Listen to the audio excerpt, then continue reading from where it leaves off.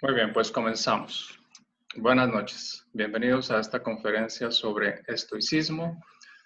Es una introducción general buscando contribuirles a comprender los orígenes y los fundamentos.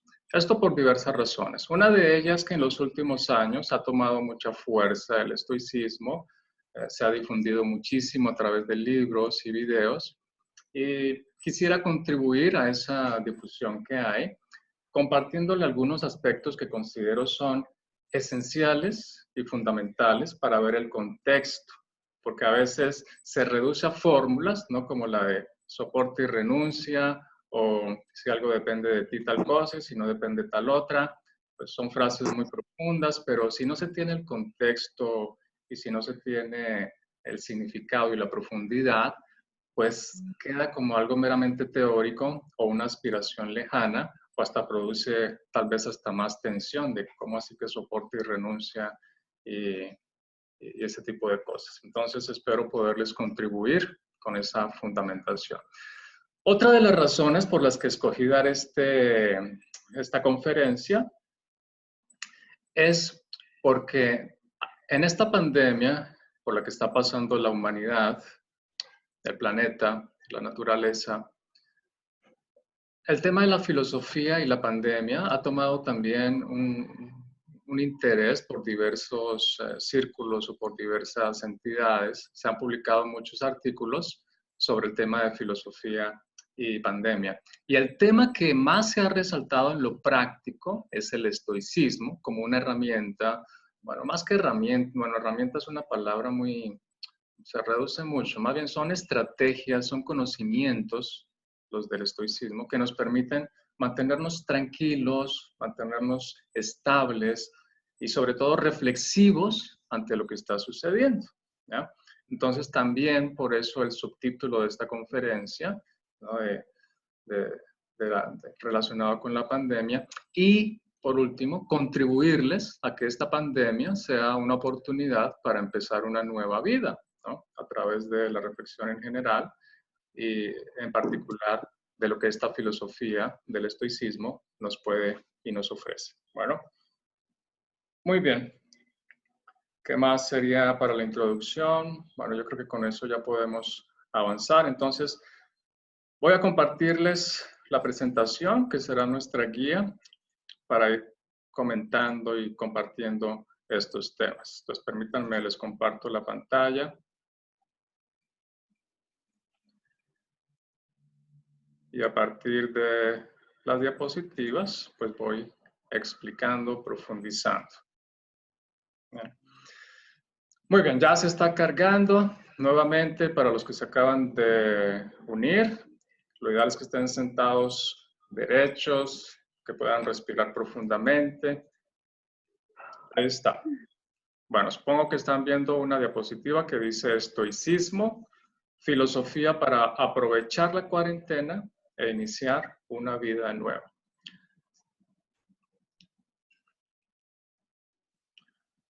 La imagen que ustedes ven es la de un pórtico griego. En griego se dice estoa. Estoa significa pórtico. El estoicismo, ¿no?, toma su nombre del lugar donde los estoicos se reunían a filosofar, que era la estoa. Entonces, como filosofaban en la estoa, dijeron, nuestra escuela se va a llamar la de los estoicos o la del estoicismo, por estoa. Y un primer aporte que yo quisiera hacerles sobre la práctica del estoicismo es que se visualicen en este lugar, ¿no? Visualicen que es una construcción fuerte, ¿no? Miren esa cantidad de columnas, el techo, ¿no?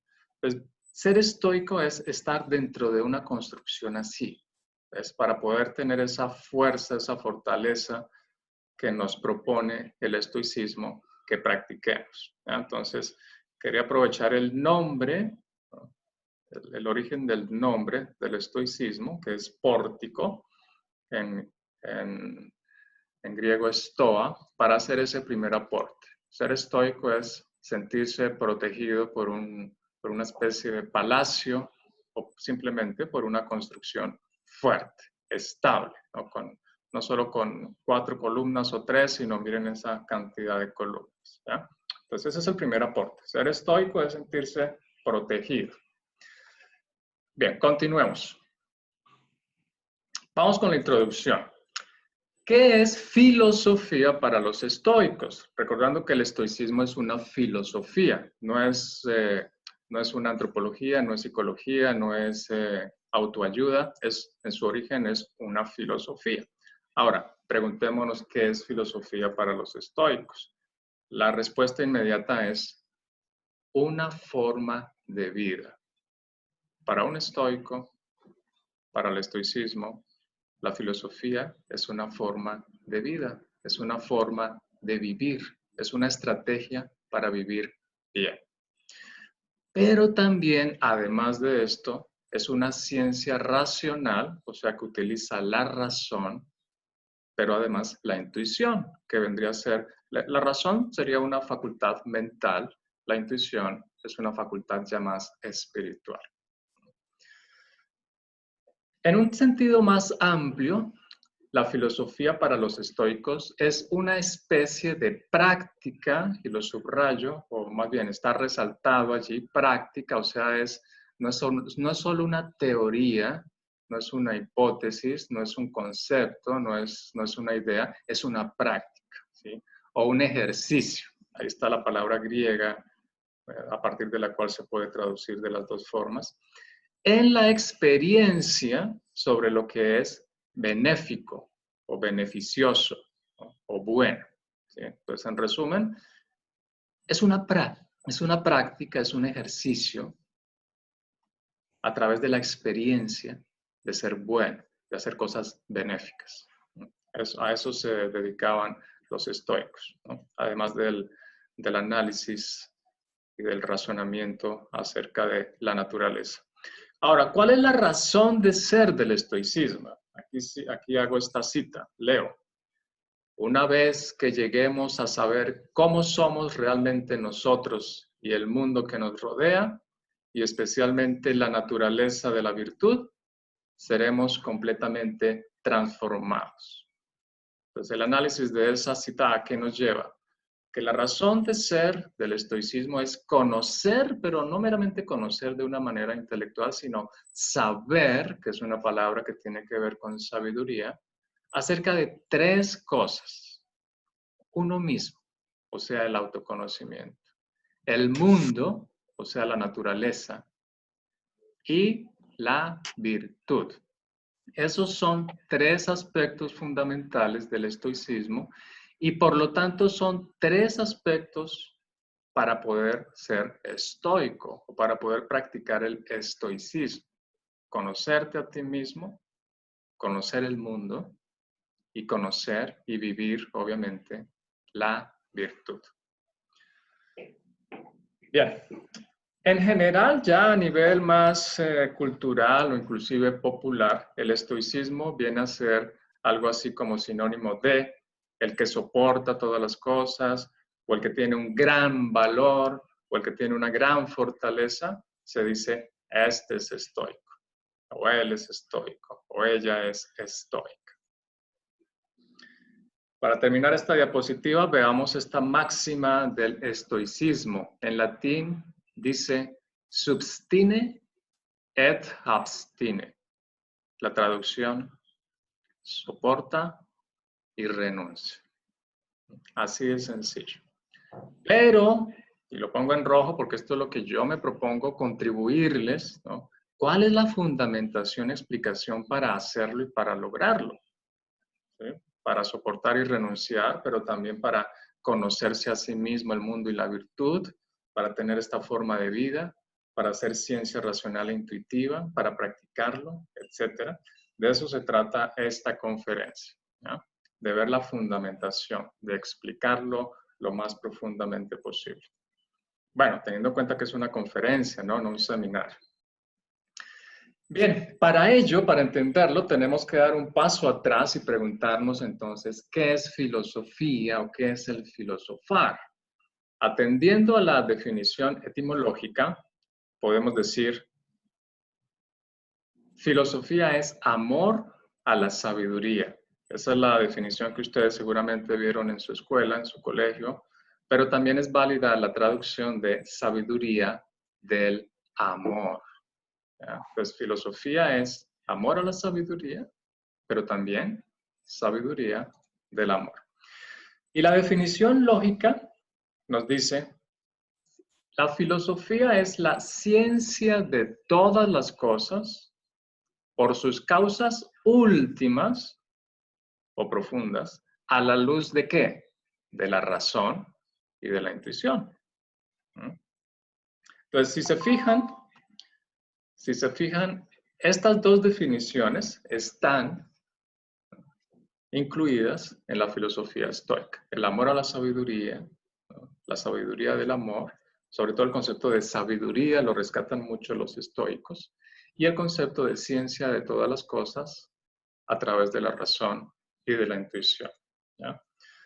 Ahora tenemos que dar este paso, ¿no?, atrás de los estoicos para comprender de dónde surgen, y es con Sócrates, ¿no?, que supongo que también, ya sea por su escuela o cultura general, conocen de él.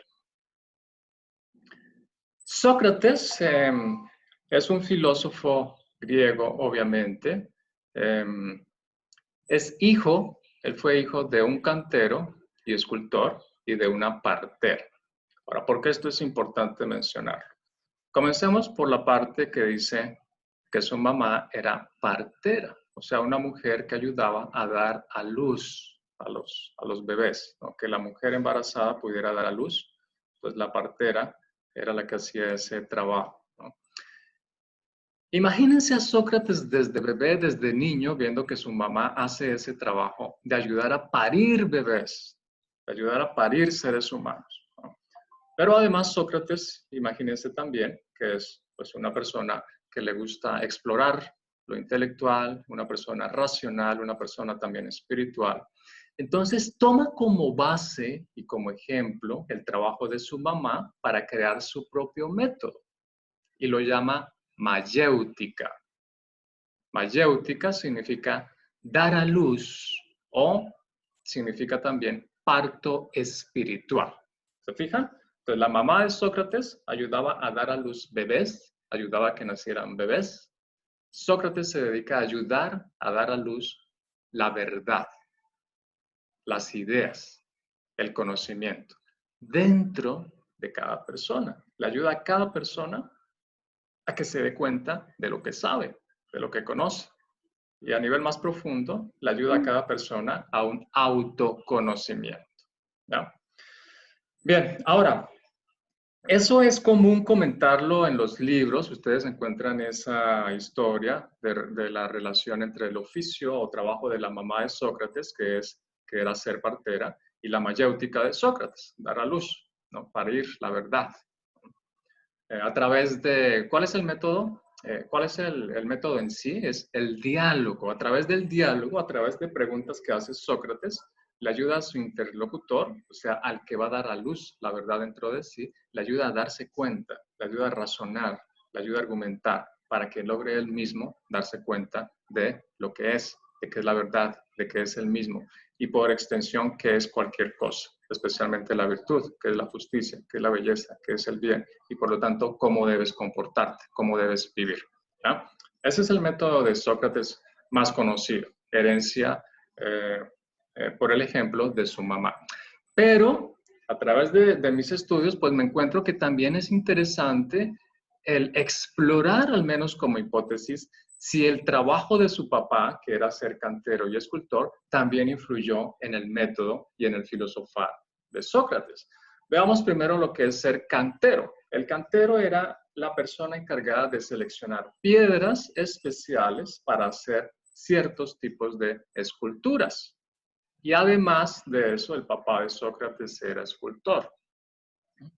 Y además de eso, Sócrates mismo fue escultor. O sea, él sabía hacer esculturas. Obviamente deducimos que, pues por herencia, por el aprendizaje que le deja su padre. De hecho, se dice que Sócrates hizo 3 esculturas que estuvieron en Atenas hasta el siglo I antes de Cristo. Entonces, mi hipótesis es, y este es otro aporte que espero les sirva para comprender posteriormente el estoicismo, porque, bueno, Sócrates es una fuente, una de las fuentes, una de las vertientes más fuertes que va a llegar posteriormente al estoicismo.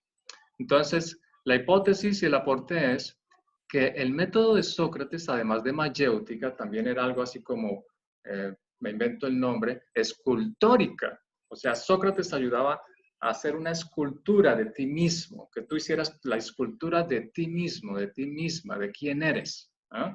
De hecho, hace algún tiempo circuló una imagen de una piedra, ¿no? De la cual sale un ser humano que está tallándose, ¿no? No sé si han visto esa imagen, si no, imagínensela. Eso es lo que ayuda a hacer Sócrates también, ¿ya? O sea, yo veo esa relación con el oficio de su papá. Entonces, de su papá aprende la escultura, de su mamá el arte de dar a luz y los une en su método de filosofar para ayudar a los demás a ser mejores seres humanos, a ser mejores personas. Bueno, eso sobre el método de filosofía de Sócrates. Ahora, ¿dónde enseñaba Sócrates? En la plaza pública, en los mercados, en la calle. O sea, a partir de la puerta de su casa, con quien se encontraba, él empezaba a hacer preguntas. Claro, saludaba, pero después empezaba a hacer las preguntas de indagación, ¿no? Si se encontraba un congresista por la calle, entonces le preguntaba, oye, tú que trabajas haciendo leyes, me gustaría saber qué es la ley, dime qué es la ley, qué es la justicia. Y a través de las preguntas que le hacía Sócrates, el congresista se daba cuenta que no sabía nada, que estaba errado en lo que él creía que sabía acerca de la ley y de la justicia y demás temas. Y lo mismo, iba un poeta, un artista, entonces Sócrates le decía, oye, quiero aprender qué es el arte, dime qué es el arte. Y Sócrates le hacía cierto tipo de preguntas que pues dejaban un poco en ridículo al artista porque le hacía ver que pues en realidad o no es congruente con lo que dice o simplemente no sabe, ¿no? Pero obviamente había con quienes sí, quienes estaban más dispuestos, pues se lograba hacer un avance para darse cuenta, darse cuenta de cuál es la verdad, para lograr hacer un avance en el conocimiento. Tenía un apodo, a él le decían el tábano de Atenas. El tábano es un insecto. La interpretación que se hace a través de la historia lleva a dos conclusiones. Una, que el mismo Sócrates usó, él dijo, yo soy un tábano, ¿no? O sea, soy un insecto, ¿no? Como un zancudito, un zancudo que hace mucho ruido, ¿no? Entonces, cuando la gente está durmiendo es tanto el ruido que la despierta. Entonces, Sócrates decía, yo soy ese zancudo que hace despertar a la gente, ¿no? Pero el despertar aquí, pues obviamente es en un sentido no meramente físico, sino inclusive no solo intelectual, sino espiritual.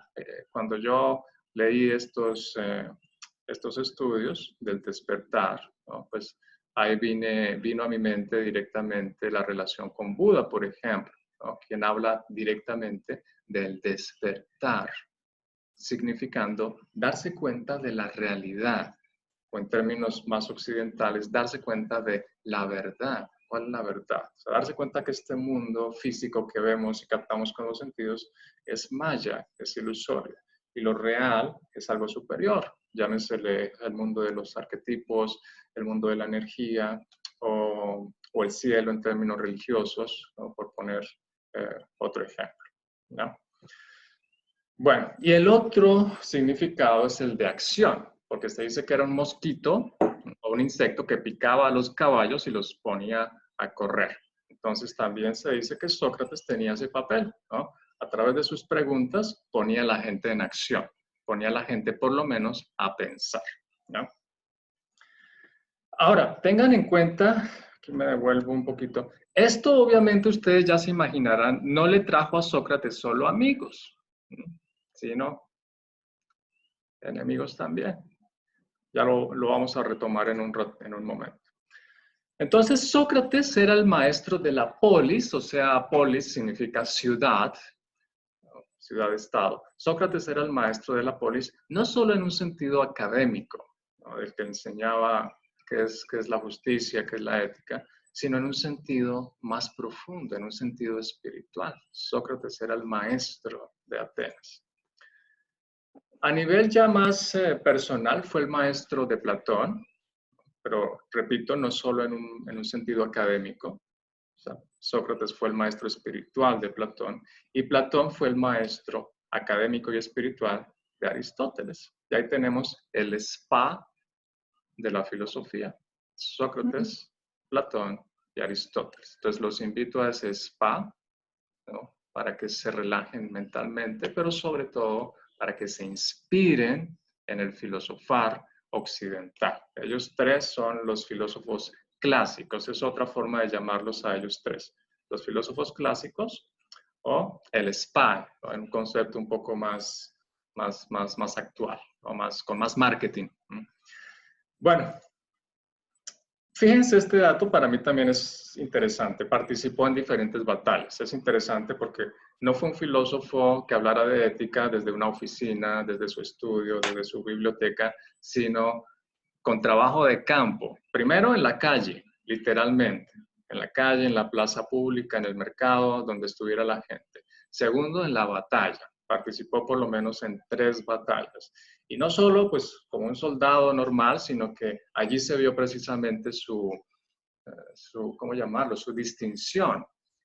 Por ejemplo, él se negó a seguir las órdenes de un superior, porque Sócrates consideró que eso no era justo, ¿no? ¿Se fijan? Ahí está aplicando pues lo que él predica, ¿no? El tema de la ética, el tema de discernir, el tema de la razón. Además, posteriormente, pues fue miembro del Consejo Político. Pero esto más a regañadientes que por una iniciativa propia.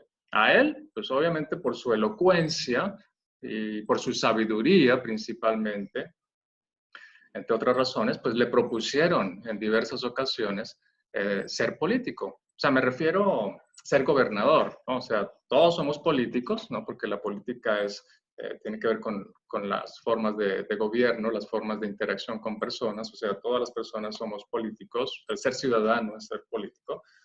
A lo que me refiero es, le propusieron ser lo que aquí sería, por ejemplo, un gobernador, ¿no? En otros países un alcalde o el presidente, ¿no?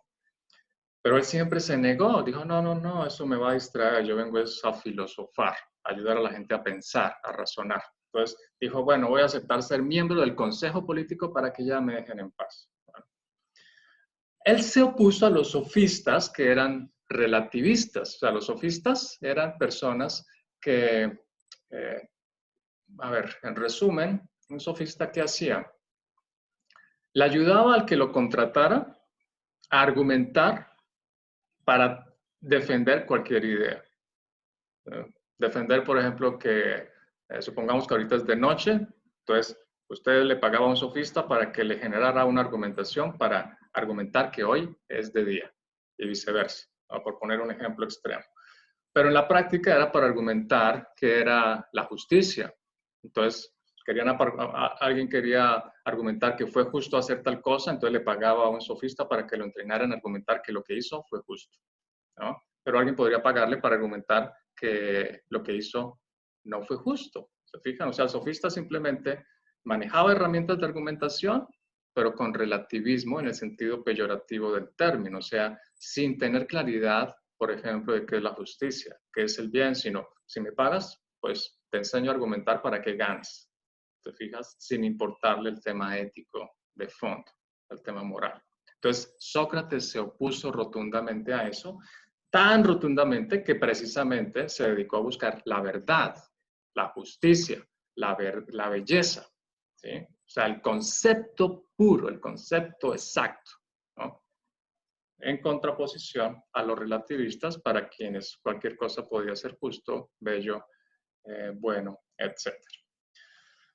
En síntesis, podemos decir que Sócrates vivió y murió por la filosofía y su obra, él no dejó nada escrito, precisamente pues con tanto trabajo de campo, pues no le quedó tiempo para escribir. Su obra podemos decir que fue él mismo, y ahora con el tema que sigue va a quedar aún más claro. Uno de los conceptos fundamentales que Sócrates nos lega, uno de los legados de Sócrates, es el del autoconocimiento o el de conócete a ti mismo. Es una frase que se le atribuye a Sócrates. Veamos un poco la historia de esta frase. Viene del templo a Apolo en Delfos. Aquí están las ruinas, imagínenselo bien bonito, contundente, alto, hermoso, ¿no? Un templo que además era un oráculo. Como sabrán, un oráculo es un lugar donde las personas acudían ante un adivino para preguntarle si convenía, por ejemplo, hacer una guerra o si le convenía casarse o separarse, etc. Allí el oráculo, allí estaba el oráculo para responder ese tipo de preguntas, ¿ya? Y en la entrada estaba esta inscripción, ¿no? Quienes saben griego, pues ya saben qué dice: conócete a ti mismo, ¿no? La transliteración sería noti seuton, ¿no?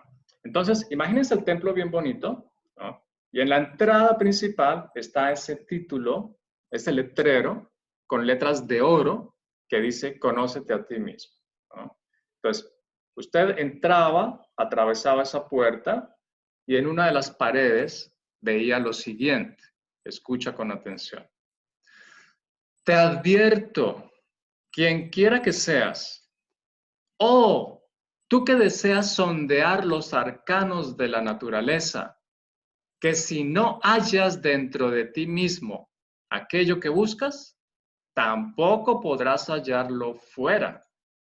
Si tú ignoras las excelencias de tu propia casa, ¿cómo pretendes encontrar otras excelencias?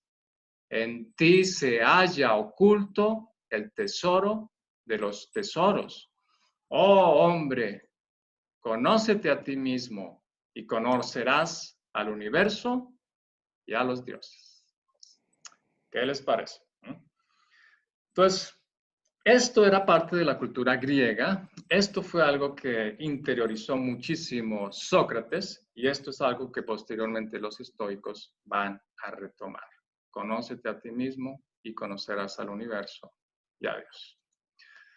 Bien, pues como les decía, ya saben que pues Sócrates por esa forma de filosofar no se hizo solo de amigos, ¿cierto? Entonces, fue acusado por sus enemigos principalmente en la política, fue acusado de corromper a la juventud y de no creer en los dioses griegos, ¿no? De introducir otros dioses, ¿no? Esta es una foto de, obviamente no de Sócrates, del real. Esta es una foto de una obra de teatro hecha en España.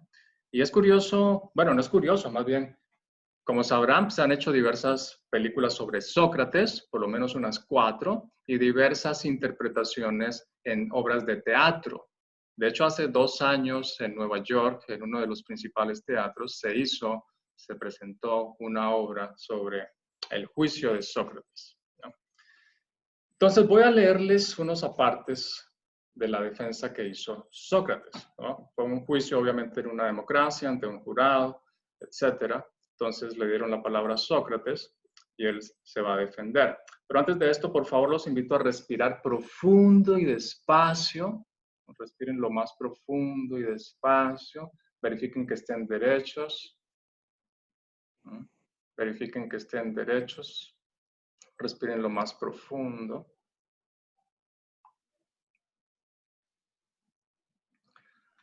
Y vamos a escuchar lo que dice Sócrates. Ahora, fíjense lo siguiente. Sócrates era común, o sea, Sócrates hubiera podido hacer algo que hacían otros, ¿no?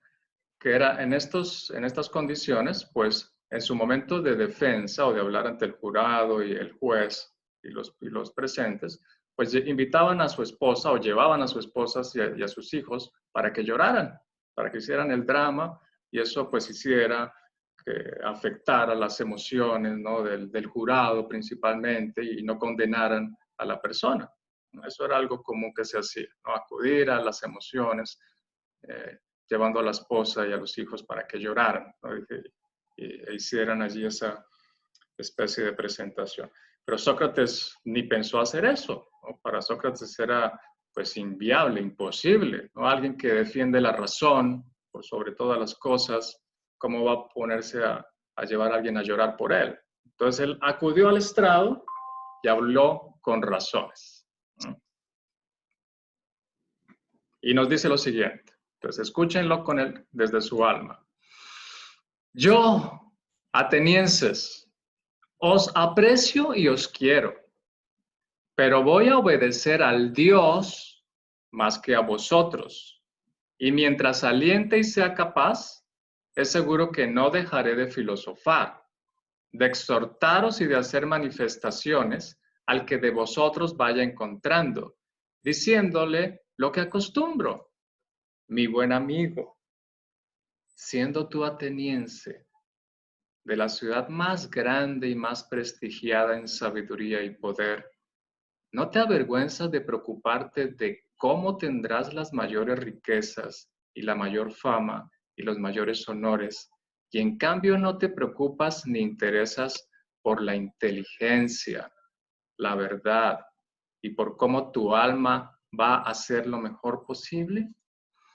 Y si alguno de vosotros discute y me dice que se preocupa, no pienso dejarlo al momento y marcharme. No, no, no, sino que le voy a interrogar, a examinar y a refutar. Y si me parece que no ha adquirido la virtud y me dice que sí, le reprocharé que tienen menos lo digno de más y tienen mucho lo que vale poco. Y haré esto con el que me encuentre, joven o viejo, forastero o ciudadano, hombre o mujer, y más con los ciudadanos por cuanto más próximos estáis a mí por origen. Pues esto lo manda el Dios. En efecto, voy por todas partes sin hacer otra cosa que intentar persuadiros, a jóvenes y viejos, a no ocuparos de los cuerpos ni de los bienes antes que del alma, ni con tanto afán, a fin de que ésta, el alma, sea lo mejor posible, diciéndoos, no sale de las riquezas la virtud para los hombres, sino que de la virtud salen las riquezas y todos los bienes, tanto los privados como los públicos. ¿Qué les parece? Ahí les subrayé las palabras clave. Revisen las palabras clave. Respiren profundo, asimílenlo con el alma. Y continuamos. Bueno, pues fue condenado a muerte, fue condenado a beber un veneno, la cicuta, y fue representado en esta obra de este periodo, se llama el neoclasicismo, es de 1787, 2 años antes de la Revolución Francesa.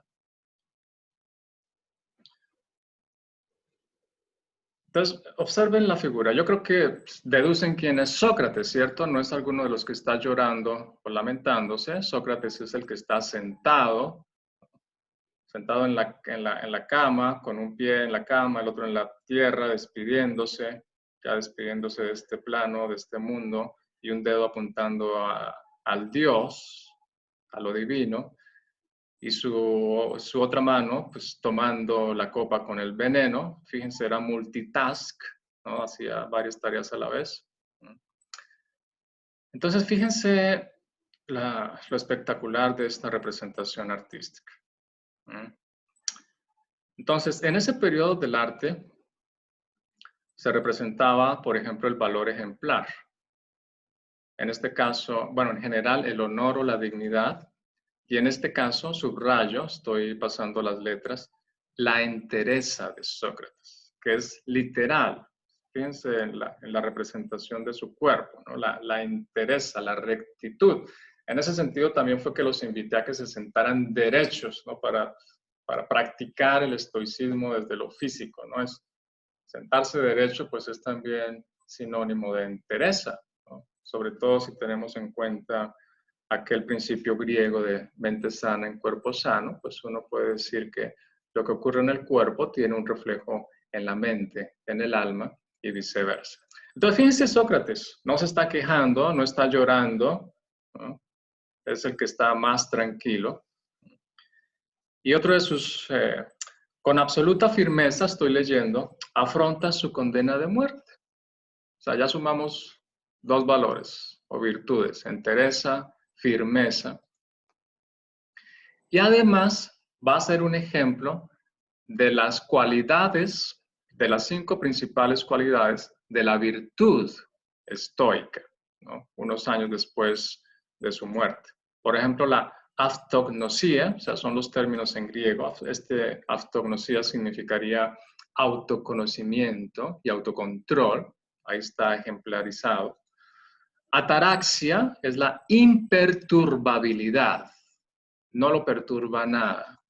La apatía, no en sentido contemporáneo, ¿no?, el ser apático, sino apatía en sentido griego era impasibilidad, o sea que las pasiones, patía, patos, pasiones, no lo afectan. O sea, sin afectación de las pasiones. Eso significa apatía. Eupatía significa sentimientos bondadosos. Sentimientos bondadosos.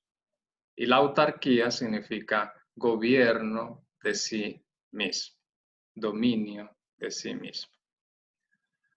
Y además vemos en esta imagen, pero obviamente en toda la vida de Sócrates, o sea, esta imagen sintetiza toda la vida de Sócrates, templanza, justicia, fortaleza y prudencia, las 4 virtudes clásicas de Grecia que Platón retoma como virtudes, 4 de las principales virtudes, y después el cristianismo también las va a retomar, ¿no? Son las virtudes sociales, si mal no recuerdo. Bueno, entonces este es el Sócrates. La muerte de Sócrates es el nombre de esta obra, si quieren averiguar más sobre ella. El autor es David, ¿no? La muerte de Sócrates, David. Bueno, para terminar, el que está sentado, ¿no?, con ropajes grises, ¿no?, sentado donde se ve los arcos que lleva hacia las escaleras, ese representa a Platón. Históricamente Platón no estuvo en la escena. Platón, recuerden, era su estudiante. Platón tendría 20 y tantos años cuando Sócrates fue condenado a muerte. Para Platón fue tremendamente dolorosa la muerte de Sócrates. El día en que Sócrates toma la cicuta, el día en que muere, Platón se enfermó. Entonces, históricamente no estuvo presente, pero esta representación histórica, artística, lo trae pues para darnos un mensaje, ¿no?, de que Platón pues está reflexionando, pensando qué hacer, y si lo comparan con los demás es el que más se ve asimilando la situación. Compárenlo con Critias, que es el que tiene la mano en el muslo de Sócrates, diciéndole, pues no te vayas, quédate aquí, ¿no? Y compárenlo pues con el mismo Platón, ¿no? Tiene una actitud distinta. Platón va a decir, Atenas no merece la filosofía, y Platón se va de Grecia, se va de Atenas, se va de Grecia, hace muchos años de viajes, va a Egipto y otros países, volverá muchos años después a Grecia, a Atenas, a fundar la academia, buscando hacer un cambio radical en esta cultura. Las cadenas, valga la pena recordar, simbolizan, estas cadenas ya sueltas, la liberación de la ignorancia. Bueno, continuamos. El legado de Sócrates está a nivel histórico como el iniciador del pensamiento de la filosofía occidental, griega y occidental.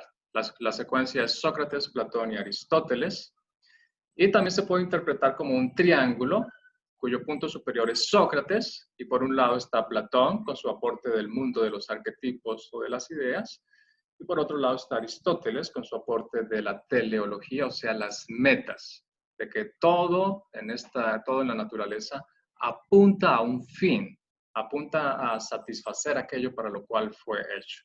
Y en el centro, pues, Sócrates con el pensamiento crítico, basado obviamente en la razón. Esos son los fundamentos de la cultura occidental y específicamente de la filosofía occidental. Pero además Sócrates es considerado uno de los grandes sabios y filósofos a nivel universal, junto con Buda y Confucio, por ejemplo. Muy bien, a nivel más técnico, se considera escuelas socráticas mayores, las de Platón y Aristóteles, y escuelas socráticas menores, la de los cirenaicos, quienes las enseñanzas de Sócrates las profundizaron en lo que tiene que ver con el hedonismo, con el placer. Y los cínicos profundizaron la enseñanza de Sócrates en lo que tiene que ver con la austeridad, la renuncia y vivir conforme a la naturaleza. Uno de los ejemplos clásicos de cínicos fue Diógenes. Veamos una de las anécdotas, más bien leyendas de Diógenes. Diógenes vivía en un barril como el Chavo del Ocho, con una jauría de perros, ¿no? En condiciones que diríamos de pobreza, pero más bien eran de austeridad, o sea, con su bata, ¿no? Cada día conseguía lo de comer de una u otra forma y era feliz con sus perros, ¿no? Y allí vivía en su barril. Entonces, Alejandro Magno, que lo ven allí, ¿no?, de pie, Alejandro Magno, rey de Grecia y posteriormente conquistador, inclusive de parte de India, ¿no? Viaja desde Grecia hasta India conquistando territorios. Antes de partir a su viaje, dice la leyenda, Alejandro Magno dice, quiero conocer al filósofo que vive con los perros. Entonces fue hasta donde vivía Diógenes en Corinto, ¿no? Y le dice Alejandro Magno, o sea, la persona más importante, con más riqueza de Grecia, le dice a Diógenes, ¿puedo hacer algo para mejorar tu situación? Otras versiones dicen, pídeme lo que quieras y te lo concederé, ¿no? Pídeme lo que quieras y te concederé. ¿O puedo hacer algo para mejorar tu situación? Y le responde Diógenes, sí, apártate que me estás tapando el sol. ¿Qué les parece? ¿Ah? Pero Alejandro Magno fue educado por Aristóteles, o sea, era una persona culta, fue una persona que no se enfadó por esta respuesta, al contrario, la tomó muy bien, la tomó muy reflexivamente y posteriormente dijo para sí esto Alejandro Magno. Dijo, wow, de no ser Alejandro, yo habría deseado ser Diógenes. Bueno, pues los cínicos van a ser una línea directa hacia los estoicos, ¿no? Y recuerden, los cínicos pues vienen derivados de Sócrates. Entonces la línea directa es Sócrates, cínicos, como Diógenes, y después los estoicos. Pero los estoicos también toman ciertos temas de Platón, toman ciertos temas de Aristóteles, inclusive del hedonismo. Bueno, entonces con este contexto vamos ahora sí a profundizar en el estoicismo. Fíjense la duración, 500 años, medio siglo, desde 300 antes de Cristo con Zenón hasta el 180 después de Cristo con Marco Aurelio, el rey filósofo, el emperador filósofo. Los principales representantes, Séneca, Epicteto y Marco Aurelio. Y el origen del nombre, ya les adelanté, se reunían en un pórtico ateniense llamado en griego Stoa Poikile, que significa pórtico de las pinturas. De ahí toman su nombre de estoicos, por Stoa, que es pórtico. Entonces recuerden, ser estoico también es algo así como sentirse protegido por una especie de palacio. Esta es una representación de lo que fue esa estoa, porque ya no existe, ¿no? La que les presento aquí es una estoa de otro edificio, ¿no?, para que tengan una idea. Bien, ahora, ¿por qué no utilizan un nombre que refiera a una persona como se conoce, por ejemplo, la escuela platónica o aristotélica? Porque ellos decían, ¿por qué no se llamaron, por ejemplo, los zenónicos, ¿no?, siendo Zenón su fundador? Para evitar darle importancia a una persona en particular, porque ellos consideraban que su filosofía era universal, era para todo el mundo, en cierta forma era expresión del mundo, expresión de la naturaleza, entonces no tenía sentido personalizarla. Al contrario, ¿no?, este llamado es al despersonalizar. En concreto, ser estoico es no tomarse las cosas personalmente. ¿Se fijan? Ese es otro aporte que les quiero hacer y que se deriva de su nombre. ¿Sí? No se llaman zenónicos, ni platónicos, ni aristotélicos, ni socráticos. Se llaman estoicos. O sea, no hay un nombre de una persona. ¿Ya? Entonces, otra enseñanza es no tomarse las cosas personalmente, tan personalmente. Y ya vamos a profundizar en cuál es la justificación de esto. Bien, veamos las ideas principales del estoicismo. Dividen la filosofía en tres ramas con el objetivo de conocer el universo y vivir de acuerdo a sus leyes. La primera rama es la lógica, la segunda la física y la tercera la ética. Piensa, ¿qué es la lógica? Entonces, la respuesta es, bueno, tiene que ver con números, con sumar, con argumentación. Sí, pero para el estoico, además de eso, fíjate qué es la lógica. Es un conocimiento de las funciones del logos o la razón. Logos, que una de sus traducciones es razón, pero logos también es, por ejemplo, verbo. Piensen en el cristianismo, por ejemplo, cómo empieza el Evangelio según San Juan, ¿no? Que fue escrito en griego, que dice, in arche eis logos. O sea, la traducción sería, en el principio era el logos. Y la versión más conocida dice, en el principio era el verbo, ¿no? Y el verbo era con Dios y el verbo estaba en Dios. Entonces, ese significado, ese sentido de la palabra logos estaba presente en su origen griego. O sea, logos tenía que ver con el ser divino, con lo que, con Dios, ¿no? Bien, a eso se dedicaba la lógica en los estoicos. La física, piensen qué es la física, ¿no? Pues cuando uno escucha la palabra física viene a su mente pues algo material que no tiene vida, inanimado, pero la física para los estoicos, mira, es la naturaleza en general, ¿no? Que es algo lleno de vida. De hecho, algo pues suena un poco brusco si hablamos en términos estoicos, la naturaleza está llena de vida. Y Dios, que equivale al logos y la razón, está en la naturaleza. Entonces piensen ustedes en el planeta Tierra. Para un estoico, Dios está en el planeta Tierra. Dios es el planeta Tierra. ¿Sí? Dios se expresa a través del planeta Tierra. O sea, Dios está en la piedra, Dios está en la arena, Dios está en las estrellas, Dios está en el árbol y obviamente, pues Dios está en uno mismo. Eso es la física para un estoico. Una expresión de Dios. ¿Se fijan? Cómo al conocer estos conceptos empieza a tomar más sentido la filosofía y la propuesta del estoicismo. Y la ética viene a ser prácticamente una derivación de la lógica y la física. Es la selección racional de las cosas primarias o principales según la naturaleza. O sea, la ética, ¿no?, es comportarme siguiendo la razón, el logos, de acuerdo a lo más importante que haya en el mundo por hacer. ¿Se fijan? Entonces, ¿cuáles son las consecuencias y reflexiones de estas tres ramas de la filosofía estoica? Primero, es una filosofía eminentemente ética, ¿no? Aunque hay un trabajo en la lógica, en los temas físicos, su énfasis es el comportamiento. Ahora veamos esta idea de, ¿cómo llamarlo? Este pensamiento. Fíjense, el universo está regido por la razón.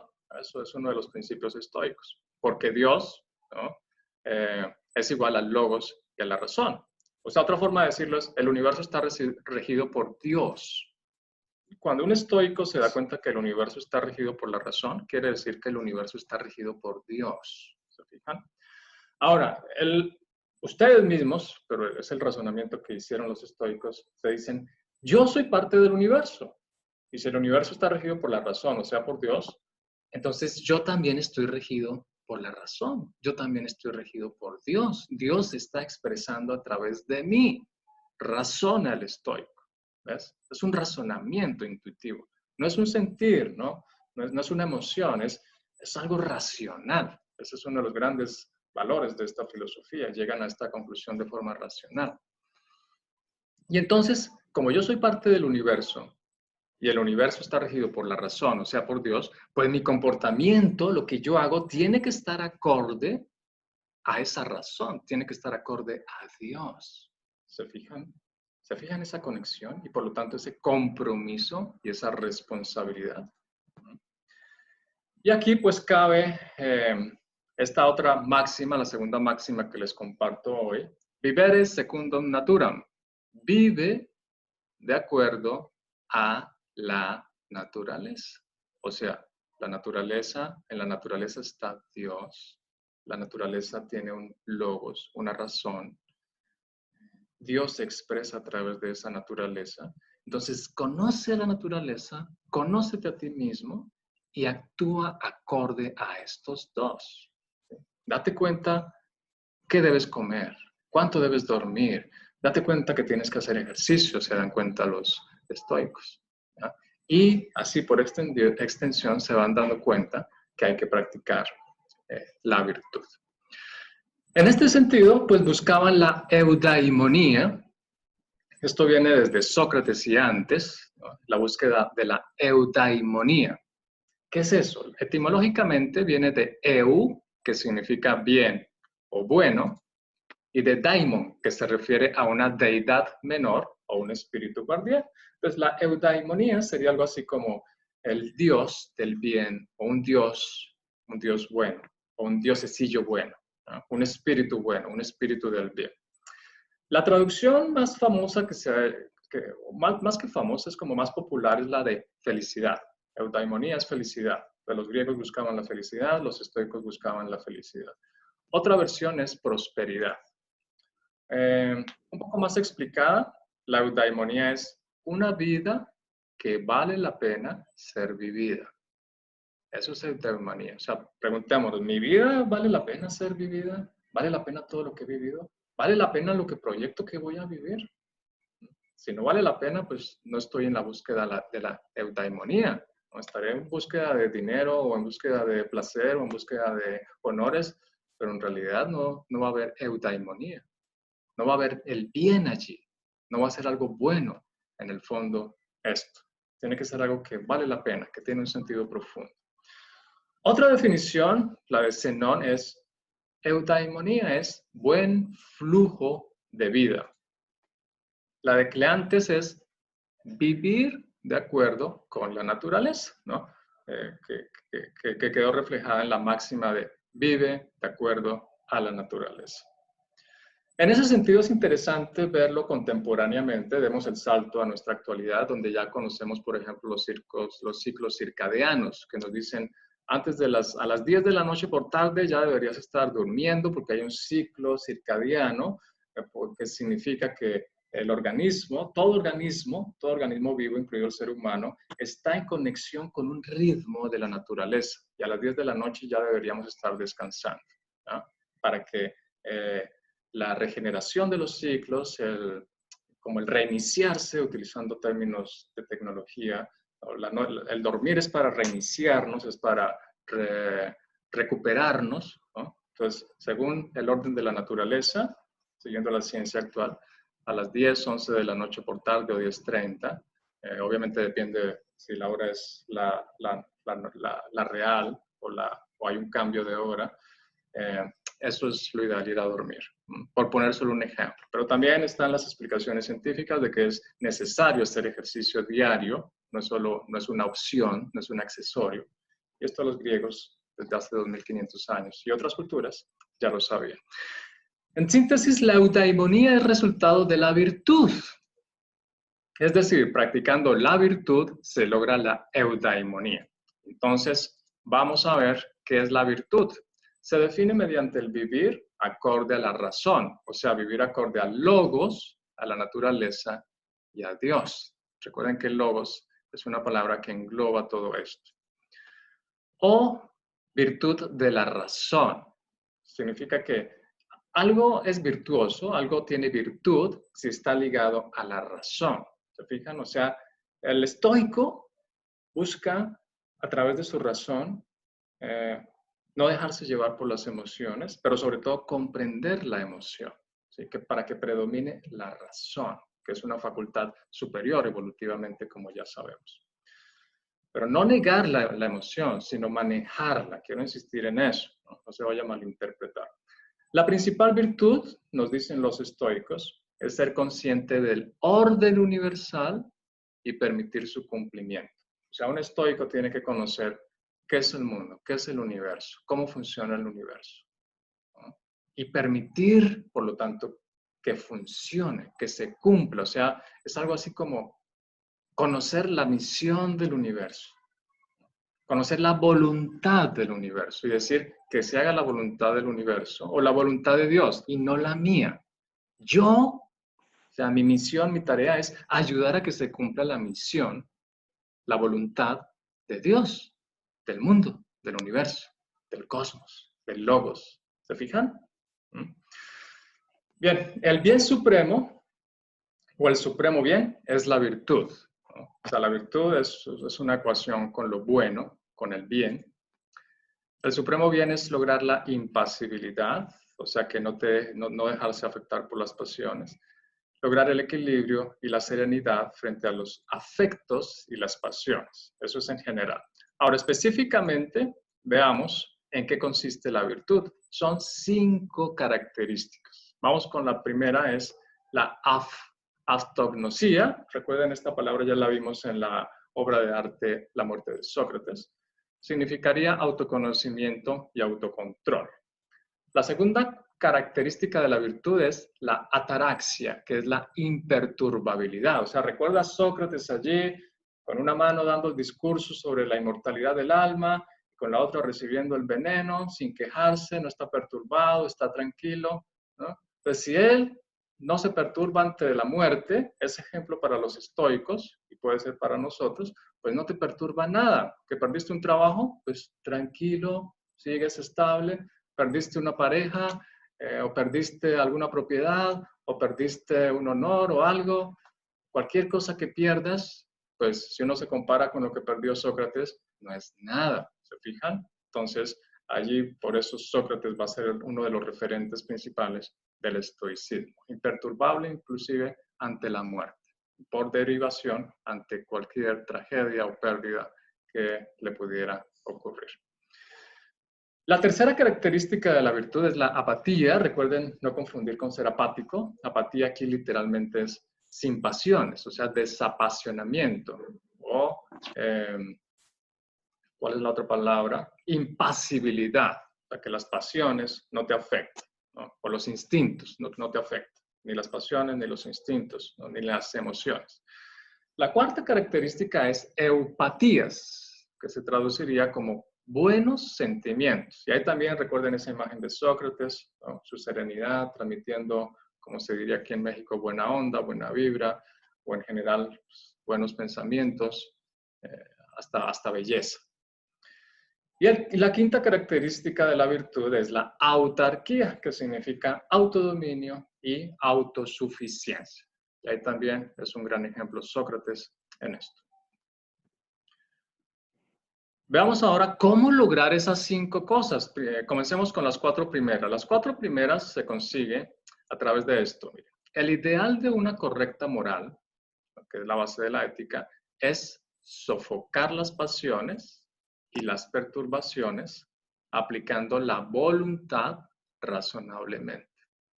En resumen, con nuestra voluntad y con nuestra razón, con nuestro propio logos, podemos impedir que las pasiones nos afecten. ¿Se fijan? ¿Y cuál es la lógica? Recuerden que la voluntad es algo que está asociado al universo. El universo tiene una voluntad porque Dios está allí. O bueno, hablemos del planeta para no irnos tan lejos, ¿no? En el planeta está Dios. Por lo tanto, en el planeta está la voluntad de Dios. Como yo soy parte del planeta, también estoy impregnado por esa voluntad. Entonces, si uso mi voluntad a través de la razón, que también hace parte de Dios, pues ya estoy hecho. ¿Se fijan? Es una lógica súper, ¿cómo llamarlo? O sea, es simple, sencilla, pero a la vez profunda. O sea, tiene sentido, ¿cierto? Entonces, con la voluntad y la razón, logro aplicar, logro tener aftognosia, o sea, autoconocimiento y autocontrol, imperturbabilidad, desapasionamiento, buenos sentimientos, autodominio y autosuficiencia, ¿no? Con la voluntad y la razón, la lógica. Lo que pasa es que a veces uno cree que está razonando, pero en realidad son emociones que están buscando cómo defenderse. Entonces, por eso es importante ciertas disciplinas espirituales que practicaron los estoicos y veremos al final. Ahí se está indicando una responsabilidad, ¿no? La de trascender las pasiones. O sea, si yo soy parte del mundo y en el mundo está Dios, o sea, tengo la responsabilidad, por ser una persona racional, consciente, pues de seguir acorde a esa línea que marca el mundo, que marca Dios. Si no tuviera libertad, no tendría responsabilidad. O sea, una piedra no es responsable pues, de nada, no tiene la libertad de moverse. Un animalito pues, tampoco, el animalito está condicionado por sus instintos, pero el ser humano tiene voluntad y por lo tanto responsabilidad. Ahora, respecto a la autarquía, la quinta característica, que es autodominio y autosuficiencia, autarquía quiere decir gobierno de sí mismo. O sea, significa que uno tiene que ser un ser humano libre. ¿Libre de qué? Primero de las pasiones. ¿Y libre de qué? De dependencias. O sea, por ejemplo, o sea, saber cocinar. No depender de alguien para cocinar, ¿no? O sea, lograr arreglárselas por sí mismo, ¿no? El sabio ha de bastarse a sí mismo, ¿no? Y yo creo que en cierta forma esta cuarentena, empezando a hacer conexión con uno de los objetivos de la conferencia de hoy, pues le ha ayudado muchísimo a darse cuenta que podían hacer cosas que antes pues pagaban para que otro las hiciera, ¿cierto? Por ejemplo, comenzando en algunos casos con la limpieza de la casa, por poner un ejemplo general. Ay, les confieso, por ejemplo, en mi caso, yo mismo me corté el pelo, ¿no? Espero que me haya quedado bien, ahí ustedes me dirán. Ahí apliqué el tema del autodominio, la autosuficiencia, el bastarme a mí mismo, ¿ya? Bueno, ¿cómo lograr la autosuficiencia? Disminuyendo sus necesidades. Otra fórmula estupenda, ¿se fijan? Disminuyendo sus necesidades. Para terminar, se es libre y se es feliz si uno es virtuoso. O sea, ellos ponen el condicionamiento de la libertad a la virtud. O sea, para realmente ser libre hay que practicar la virtud. Si uno no es virtuoso, no es libre. Y es obvio, es presa, es prisionero de los vicios, ¿no? De cualquier tipo de vicio, ya sea de alimentación, de drogas, de otras cosas. No se es libre. Se es libre si uno logra practicar la virtud. Y ahí está el aspecto de la fatalidad que muchos señalan del estoicismo, pero que en lo profundo no es fatalidad, es simplemente conexión con el plan cósmico y ayudar a que se cumpla ese plan cósmico. Como les decía, es despersonalizar un poco, dejar de darse tanta importancia a sí mismo y verse más como colaborar, ¿no? Con el gran cosmos, con el gran logos, para que se cumpla su plan, su proyecto. Bueno, las virtudes fundamentales, y con esto vamos terminando, van a ser la templanza, la justicia, la fortaleza y la prudencia. Esas son las 4 virtudes que nos dicen los estoicos, nos permiten llegar a la eudaimonía, ¿no? Aplicándole las 5 características que la virtud como tal debe tener. Y la sabiduría, recuerden que la filosofía estoica tiene que ver con la definición de filosofía como amor por la sabiduría. Sabiduría significa el arte de saber vivir. Bueno, hay muchas definiciones. Por ejemplo, Gabriela Mistral, si mal no recuerdo, tenía una definición muy bonita de sabiduría, que es: sabiduría es la capacidad de simplificar sin restar esencia. Y en eso los estoicos pues fueron maestros, ¿no? O sea, sus explicaciones son, entre comillas, simples, ¿no? En el sentido positivo de la palabra, pero muy profundas. Para el estoico, el fin supremo de la sabiduría es desarrollar y vivir la virtud. Así te haces sabio. ¿Cuáles son las esferas de aplicación de su ética? El estoicismo está relacionado con hacer lo correcto para uno mismo, para los demás y para la sociedad. O sea, fíjense, es una ética completa. O sea, no es algo de, bueno, voy a practicar la ataraxia simplemente para que yo esté bien. No. O sea, es algo que está comprometido con los demás. Voy a practicar la ataraxia para no afectar a mi familia, por ejemplo. para no reaccionar de una forma que afecte a mi familia. Entonces, si yo logro mantener la calma, pues mi familia va a estar en calma también, o mis compañeros de trabajo, o en la calle. ¿Se fijan? En la medida en que yo estoy bien, contribuyo de esa forma a que los demás estén bien. Tienen el ideal del deber, de la renuncia y de la fraternidad universal. Y eso se refleja en esta cita. Lo que es bueno para la ciudad es bueno para mí, pero lo que es bueno para el mundo, eso es superior. ¿Ya? Muy bien. Y la última y nos vamos con las preguntas o comentarios, reflexiones. Las disciplinas o ejercicios espirituales. Disciplinas o ejercicios espirituales. Esto es algo que poco he visto yo en los artículos y libros famosos que se han hecho sobre estoicismo, ¿no? Enfatizan mucho en lo teórico, conceptual, pero poco en esto. Y esto es fundamental. Mente sana en cuerpo sano es uno de los principios griegos, incluida la época de los estoicos. De hecho, generalmente cuando se refieren a esto utilizan la expresión ejercicios espirituales, ¿no? Como evitando la palabra disciplinas, pero cuando ustedes ven la historia, en realidad eran disciplinas. Entonces aquí están, organización interna de los ejercicios espirituales en la tradición estoica. En la parte superior derecha, ven, son las esferas, estamos viendo las esferas de las disciplinas. La parte externa, en la parte más externa, en la parte superior derecha, ven la palabra polis y polifonía. Polis, recuerden, significa ciudad. O sea, allí en la ciudad, pues estás, imaginen, ¿no? Están en la calle o están en un centro, en una plaza, hay muchas personas, hay conversaciones, saludas a alguien, saludas a las personas en tu trabajo, en el transporte, etc. ¿No? Hay una polifonía, hay muchos sonidos. Cuando vas hacia adentro de ti, el primer círculo es el del diálogo. Primera disciplina, diálogo. ¿Y cuál diálogo? Y aquí con diálogo supongo que ya asociaron con Sócrates, si hice bien mi tarea de facilitarles la conexión con Sócrates, ¿no? El diálogo entre maestro y discípulo. Esa era una de las primeras disciplinas de los estoicos, ¿no? El diálogo entre maestro y discípulo. Después de este diálogo entre maestro y discípulo, vamos al siguiente círculo interno, es escuchar. Y después, leer, la lectura, es otra de las disciplinas de los estoicos, lecturas que les ayudara a fortalecer su alma, a inspirar su espíritu. De la mano de la escucha y la lectura viene el estudio, ¿no? La investigación, el saber más, el buscar conocer más. Y después viene la escritura. La escritura era una de las principales disciplinas. De hecho, gran parte de lo que conocemos de los estoicos es gracias a que ellos escribían, ¿no? Principalmente Séneca y Marco Aurelio.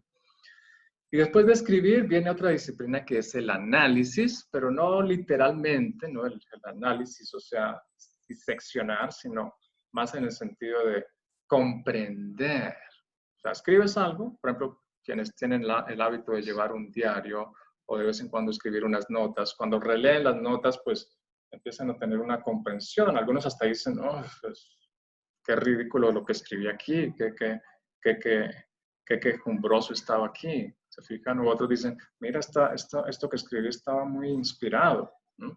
Entonces, a eso se refiere con análisis, ¿no? Y comprensión, ¿no? Después viene otro círculo que es el de atención, ¿no? Atención, esta palabra es muy bonita, tiene que ver con tensar el espíritu, ¿no? Hacia algo en especial. Atención, uno de sus significados tiene que ver con eso, tensar el espíritu, o sea, dirigir el espíritu hacia algo específico, ¿no? Después viene el autodominio, que ya hemos visto bastante de eso, el cumplimiento del deber y la regla fundamental que es discernimiento. Discernir lo que depende de lo que no depende de mí. Entonces, lo que no depende de mí, pues no hay nada que hacer, ya suelto eso. Si algo depende de mí, ahí sí me enfoco, aplico la atención y trabajo sobre eso. El siguiente círculo de las disciplinas espirituales es la rememoración. Rememorar, por ejemplo, los diálogos con el maestro, rememorar una experiencia virtuosa, rememorar un ejemplo de otra persona, ¿no? Que te ayuden a inspirarte, motivarte y mantenerte en la línea, ¿no? de ir a la eudaimonía, a la virtud, a la sabiduría. Y después tenemos otra disciplina de las más importantes, es la meditación. Y fíjense, de la mano está la gimnasia. Tradúzcanlo por hacer ejercicio, ¿sí? Puede ser literalmente gimnasia o la caminata o el trotar, el correr, o sea, cualquier actividad física que te permita mover todo el cuerpo, transpirar un poquito y por lo tanto mantener tu organismo funcionando adecuadamente, lo que facilita que la mente también funcione bien. En ese sentido fue que también los invité a hacer los ejercicios de respiración. O sea, uno de los principios básicos de la gimnasia es la respiración. Y la última disciplina es la contemplación. O sea, el estoico podía quedarse contemplando alguna figura o el cielo, un atardecer, un árbol, la naturaleza, porque allí está Dios, ¿no? Y a través de esa contemplación sentirse más conectado con la naturaleza y por lo tanto consigo mismo y tener una mayor comprensión e inspiración para practicar la virtud. Muy bien, entonces terminamos. Ahora la idea es que podamos ver la relación entre estoicismo y pandemia. De mi parte les dejo algunas ideas, pero el objetivo es que ustedes por su propia cuenta puedan empezar a hacer conexiones, clics y darse cuenta de pues, qué tiene que ver filosofía, estoicismo y pandemia. Una primera idea que les dejo es la relación ser humano-naturaleza, ¿no? ¿Qué relación ser humano-naturaleza tenía un estoico? ¿Qué relación ser humano-naturaleza tiene el ser humano desde hace 200 años? Pensando en la revolución industrial, la contaminación, la consideración de la naturaleza como mera materia prima, inerte, muerta, para beneficio económico. Otro concepto que les dejo es el de unidad. El estoico buscaba la unidad, no solo interior, no solo consigo mismo, sino con la sociedad y con el planeta. Los estoicos fueron uno de los orígenes occidentales de los derechos humanos, de la fraternidad universal. Otro concepto que yo creo que es muy útil ahora es el de la reflexión, reflexionar cuál es la causa de la pandemia, qué hay que hacer durante la pandemia, qué hay que hacer después de la pandemia. Otro aspecto es el de las cualidades de la virtud, ¿no? Principalmente la ataraxia, ¿no? O sea, la imperturbabilidad, o la impasibilidad, o sea, que esto no nos afecte negativamente, o sea, lograr mantenernos en equilibrio, estables. Otro aspecto es el de las virtudes, las 4 virtudes, practicar la templanza, o sea, el equilibrio, la justicia, dar a cada quien lo que le corresponde, comenzando por uno mismo, la fortaleza, que es como sentirse allí en ese palacio o en esa estoa, eso es tener fortaleza, algo que te protege, pero también fortaleza es una energía para la acción, para expresar la voluntad. Y la otra virtud, ¿cuál es? La prudencia, o sea, calcular las consecuencias de lo que voy a decir y de lo que pienso hacer, ¿no? Esas son las principales virtudes. ¿Y todo esto para qué? Mi propuesta es para lograr una transformación del mundo, pero comenzando con cada uno. O sea, en ese sentido, pues le apunto a que ojalá cada uno de nosotros pueda transformar en algo sus hábitos, su comportamiento para contribuirle al mundo. O sea, veamos qué podemos hacer para estar en más armonía con la naturaleza, con la razón, con el logos, con Dios, con el universo, con el cosmos, que significa orden. Entonces, ¿yo qué puedo hacer? ¿Qué nuevo hábito puedo ofrecer para lograr esa transformación? Etcétera. El etcétera, pues ya se los dejo a ustedes. De mi parte, no me resta más que decirles gracias y, por supuesto, vamos unos minutos para compartir un poco si hay preguntas, dudas, inquietudes, quejas. Los escucho. ¿Alguna pregunta, comentario? Pero sobre todo me interesaría reflexiones, ¿no? El tema es filosofía y pandemia. La idea es reflexionar y tener ideas para tener una vida nueva. Entonces quisiera escuchar sobre todo sus reflexiones, conclusiones y reflexiones. Conclusiones, reflexiones. Si hay preguntas también, sí, pero ojalá sobre todo reflexiones y conclusiones. Y eso también enriquece aquí a los participantes. Les recuerdo que esta es una conferencia de amigos, ¿no? El origen fue repetir el tema del primer tema del curso de estoicismo, que empezó hace algunas semanas, repetirlo para algunas personas que no alcanzaron a estar en la primera sesión, pero dije, voy a aprovechar para invitar a algunos amigos, algunos conocidos, y hacemos una videoconferencia. Entonces estamos aquí entre amigos, así que los invito a compartir sus reflexiones. ¿Cuál es la relación entre filosofía, estoicismo, principalmente, y la pandemia, la cuarentena, el quedarse en casa? Los escucho. Pueden levantar la mano o... Diana López, supongo que ahí veo una manito. A ver, Diana López, adelante. En su pantalla en alguna parte ven una manito que significa que si le hacen clic, yo les están pidiendo la palabra. Bueno, entonces, Diana López, adelante. Gracias, profesor. Bueno, yo bueno, indudablemente aprendí bastante, lo agradezco, lo valoro, y lo que me quedo de esta conferencia es algo muy grato que me hace tanto llenarme, por decirlo de alguna manera, el que pues esa parte de decir lo que es bueno para la sociedad es bueno para mí. Entonces, en lo personal, a mí eso me da esa reciprocidad que muchas veces he buscado, pues tal vez inconscientemente hacia las demás personas. Y bueno, creo que eso a mí me da como, me reconforta.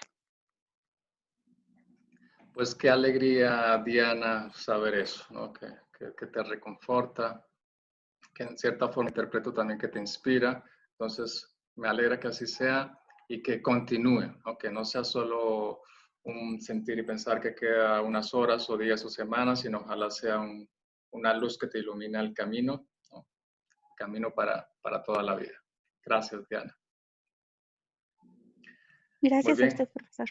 con muchísimo gusto, Diana. Bueno, ¿quién más desea compartir su reflexión, comentario o pregunta, si es el caso?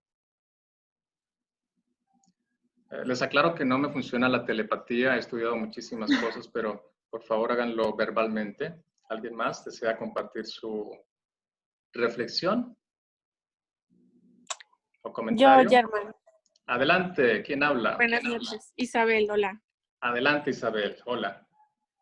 Creo que es trascendental favorecer los procesos del ser persona desde esta visión de la sabiduría, del ser parte del otro, de los valores que mencionas, como las virtudes teologales o lo que se menciona pues de los valores, porque aparte de estas reflexiones y en la época que estamos complicada, creo que debemos de partir de eso para resurgir, ¿no? Y volver a retomar nuestras vidas en los diferentes aspectos profesionales, económicos, políticos, para poder involucrarnos más con nuestra sociedad y con nuestro mundo.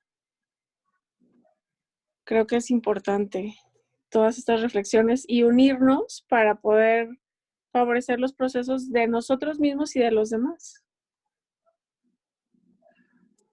Claro, Isabel. Isabel, pues muchísimas gracias. Isabel nos está hablando también desde el punto de vista de la educación, ¿no? Y de la educación para la paz, ¿no? Les doy ese contexto. Entonces, me alegra que este tema tan antiguo, de hace 2500 años, tú logres darte cuenta de lo actual que es para inspirarnos en estos temas de educación para la paz actualmente. Y no solo para la paz, sino la educación básica, ¿no? Muchísimas gracias, Isabel. Bueno, seguimos con Sara. Veo que levantó la mano Sara. Adelante, Sara.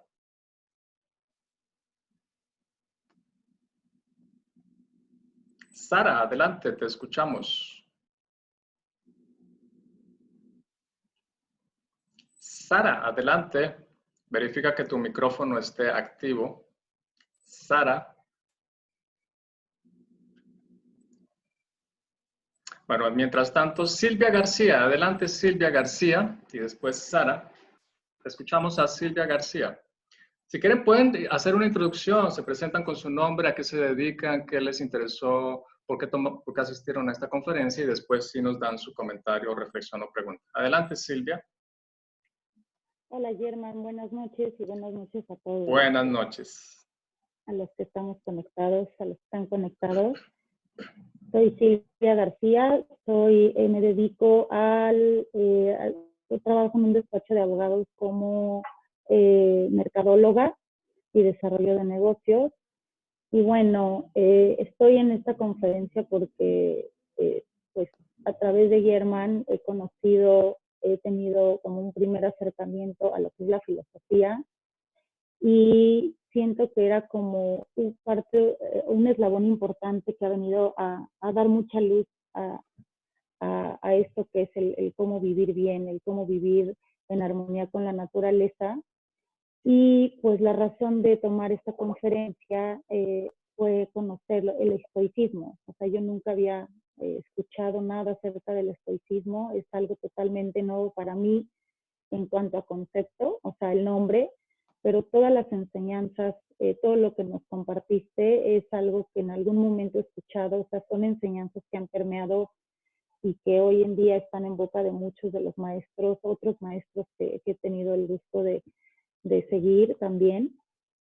Y bueno, mi reflexión breve para dar también espacio a otros es, siento que la pandemia para mí ha sido como la primera vez que he sentido que el mundo, que la naturaleza se está comunicando con nosotros. O sea, que fue como que fue una manera de decir, o sea, me tienen que escuchar, ¿no? Como que el mundo cobró, la naturaleza, el mundo donde vivimos cobró vida, una vida que muchas veces ignoramos o pensamos que no existe, ¿no? Que no hay una relación del ser humano con la naturaleza, y que fue un llamado muy, muy fuerte que nos hizo poner atención a todos.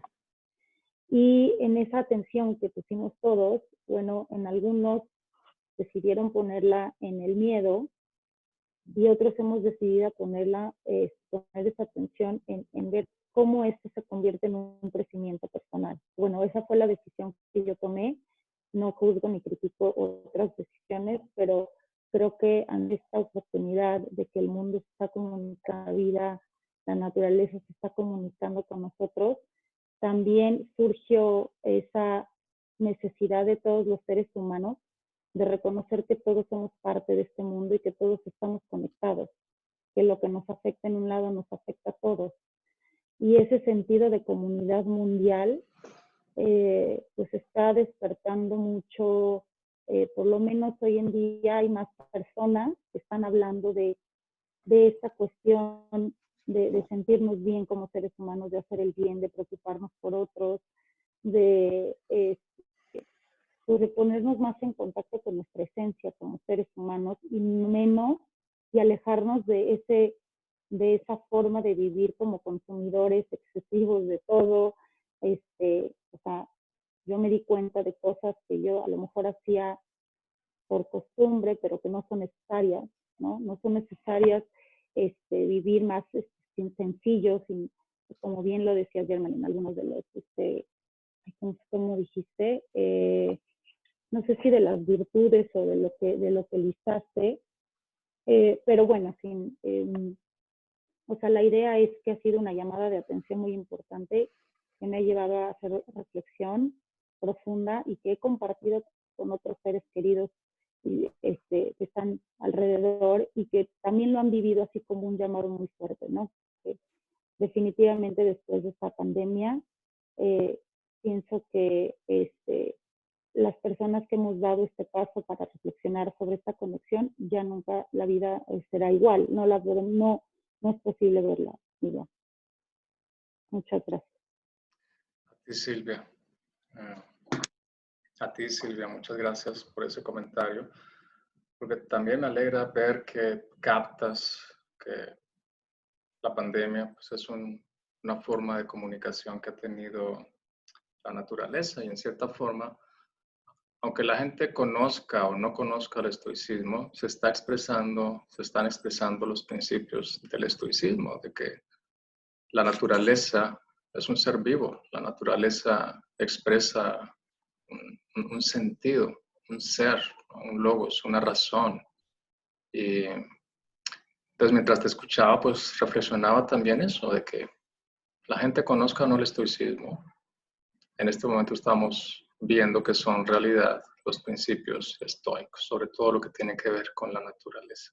Entonces, muchas gracias por tu participación, Silvia, y deseo que pues sigas aprovechando esta pandemia, así como lo estás haciendo ahora, para un renacer, para tener una nueva vida. Bueno. Sí, gracias, Guillermo. De nada, Silvia. Bueno, vamos con Sara. Ahora sí. Buenas noches, Germán. Soy Buenas Carlos. noches. Adelante, Carlos. Adelante. Aquí estamos los dos. Una Los reflexión sobre escucho. la pandemia. O sea, la pandemia también nos ha dado fortaleza porque bueno, nosotros no nos hemos quedado nada más con los comentarios de muchos que son negativos, sino más bien investigamos más a fondo y procuramos ver que nuestra naturaleza también nos permite defendernos de ello. O sea, nosotros no nos hemos enfrentado a ese bicho, pero nuestro cuerpo lo hemos entrenado para que esté preparado en el caso de que quiera entrar.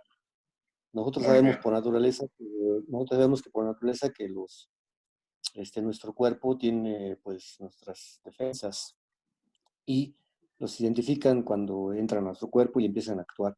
Entonces no nos queda más que alentarlos y ayudarlos, porque en algunos casos nosotros hemos observado, digamos por otras condiciones, que algunas de las enfermedades o de las afectaciones, sobre todo en los vías respiratorios, favorecen mucho la presencia el desarrollo pues, de esos bichos por condiciones que nosotros mismos les damos. O sea, por ejemplo, la fiebre nosotros vemos que es un elemento que los favorece.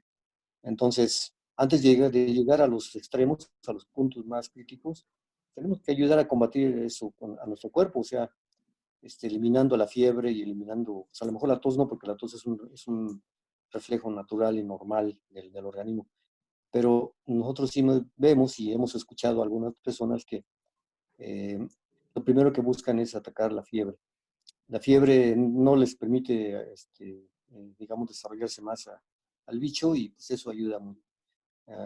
Obviamente nosotros nos cuidamos y nos protegemos para no llegar a esos extremos y pues gracias a Dios y algunas medidas que hemos tomado nosotros, pues sabemos que aparte de que nos ha ayudado, no estamos en condición como para que llegue el bicho y luego nos quiera dominar. Bueno, ese es un punto Muy bien. de lo que nosotros hacemos. Un comentario que yo te quería señalar es, alcancé a captar es el punto de que si no se tuviera libertad, no se tendría responsabilidad. Y la educación te da el conocimiento y por lo tanto te da la libertad. En ese aspecto, no sé si estés de acuerdo, pero la cuestión aquí es de que efectivamente el conocimiento, o sea, estudiar, te va a dar esa libertad y también te va a dar cierta responsabilidad. Obviamente traduciendo esa responsabilidad a que pues tienes el conocimiento y sabes perfectamente, por ejemplo, te voy a poner un ejemplo, les voy a poner un ejemplo que a través de los años hemos observado que generar electricidad usando carbón o combustóleo, pues contamina mucho y es un daño no solamente para lo que estamos ahorita, sino para los futuros. Por lo tanto, ese conocimiento pues, nos ha dado que no podemos permitir nosotros como seres humanos que volvamos al pasado, al uso de carbón y combustóleo para generar electricidad. Bueno, esa es una reflexión sobre un conocimiento que ya se tiene. Bueno, pero lo que yo te decía, les decía es que la frase, si no se tuviera libertad, no se tendría responsabilidad, estaría empatado con la educación que te da conocimiento y por lo tanto te da la libertad. La libertad de decidir libertad de actuar. Eso sería un punto importante. Ahora, algo sí, me gustaría sí que brevemente nos dijeras algo más sobre lo de la pereza, porque no lo alcancé a captar muy bien, según los estoicos, porque sí me llamó la atención un punto de eso. ¿Qué nos podías decir un poquito más de la pereza? Bueno, eso es lo que yo te estoy comentando y le estoy comentando a todos. Espero que si hay alguien que pueda comentar algo que pueda enriquecer más a mi conocimiento, bueno, pues aceptarlo. Gracias. Claro, con mucho gusto, Carlos, por supuesto, y Sarita. A ver, vamos de atrás para adelante, ¿no? La pereza, después la libertad y la educación, y primero, bueno, sobre la pereza. ¿Qué es la pereza? Desde el punto de vista estoico, es una pasión, ¿no? Es una emoción, es un impulso, más bien un antiimpulso, el impulso de no hacer nada. Entonces, ¿cómo vencer la pereza? Una de las principales actividades es la disciplina física. Esa es una de las razones por las cuales los estoicos y en general la cultura griega practicaban la educación física. De hecho, en cierta forma, es por eso que a nuestro sistema de educación en general, occidental, pues, sobre todo hace algunos años, se veía la educación física pues, de una manera más profunda, ¿no? Ahora parece que solo son jueguitos o se ha perdido tiempo, se han perdido las horas que, por ejemplo, cuando yo estudié eran 2 o 3 horas, 2 o 3 días a la semana, ¿no? Donde uno aprendía diversas disciplinas. Y el sentido de la disciplina física, del ejercicio físico, era precisamente desde niño educarse para estar en acción, ¿ya? Estar en movimiento, estar creando, estar con esa agilidad. Entonces, la pereza, en resumen, es un vicio, ¿ya? Que por lo tanto es posible de vencer a través de la virtud y comenzando con algo tan sencillo como el ejercicio físico. Pero obviamente se le pueden sumar las demás disciplinas que vimos en la imagen final. Respecto a lo segundo, totalmente de acuerdo, o sea, libertad y responsabilidad, pues una variable, más bien un fundamento importantísimo es la educación. Y de eso se trataba el ser estoico. ¿Recuerdas? Una de sus disciplinas es el estudio, ¿no? Entonces, la educación es fundamental. Eso es también un principio de la cultura griega y un principio de los estoicos. Y la educación comienza por uno mismo, en educar su cuerpo, precisamente, por ejemplo, para que no sea perezoso. Pero un estoico no estaba pensando en qué hago para no ser perezoso, sino qué hago para ser activo. Pero no solo para ser activo en general, sino para ser activo, para tener una acción que esté acorde al cosmos, ¿no? A la ley del cosmos, al plan cósmico, a un plan universal, ¿no? Bueno, y respecto a lo primero que comentabas, sobre el sistema inmunológico, eso es muy cierto.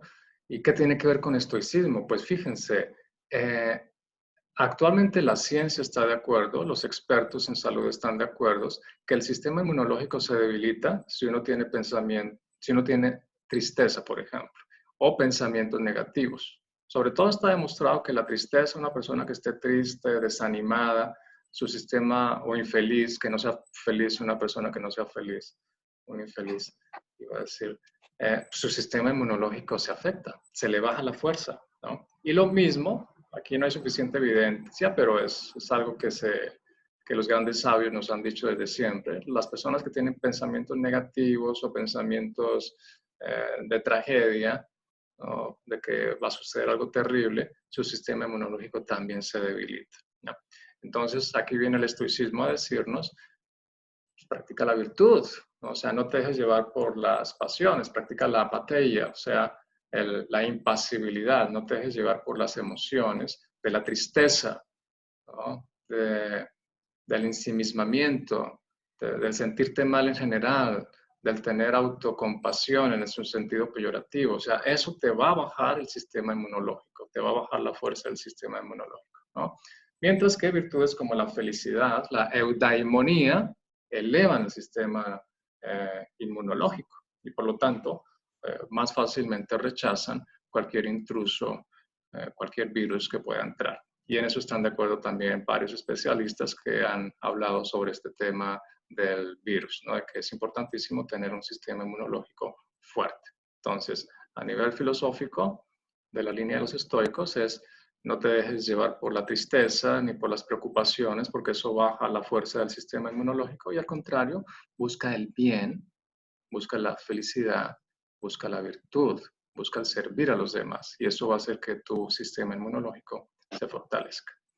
Bueno, muchas gracias, Sarita y Carlos. Sí, había pedido la palabra Gracias Mirna. a todos. Con mucho gusto, Sarita. Mirna, adelante. Sí, maestro. Muy buenas noches a todos.